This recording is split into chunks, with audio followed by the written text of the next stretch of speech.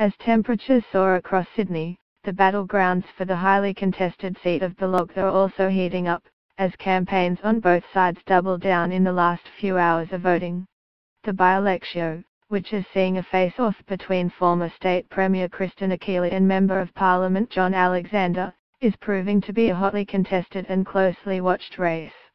A loss for Mr. Alexander on Saturday would leave the government with 75 seats, meaning the coalition would no longer have a majority in the House of Representatives.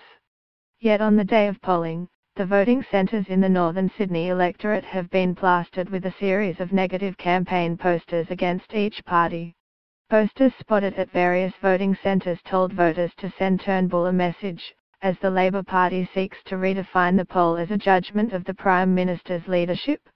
Other posters depicted Keeler next to former Labor ministers Joe Tripodi and Eddie Obeid, the latter two who were found to have engaged in serious corrupt conduct while in cabinet, saying that let Labor do it to you again. Yet on the day of polling, a barbecue menu at the voting centre at Gladesville Public School went for a lighter approach, advertising a series of political-themed democracy sausages, including a Bennelong Bruiser sausage sizzle.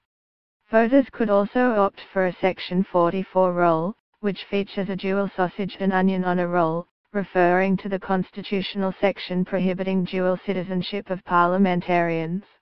The menu, which depicted the electorate's namesake, Woollera War Bennelong, also offered Das Jeri, last, drinks and an overdevelopment special. While temperatures have soared into the 30s, a swath of high-profile politicians including Prime Minister Malcolm Turnbull and Opposition Leader Bill Shorten have visited the various polling centres to offer their support for the candidates. Mr. Turnbull, who ate a democracy sausage early in the day, acknowledged it was a very, very close contest when he and Mr. Alexander met with voters at Gladesville Public School. Treasurer Scott Morrison, Defence Minister Marise Payne and Leader of the House Christopher Pye were also out supporting Liberal incumbent John Alexander in the North Shore electorate.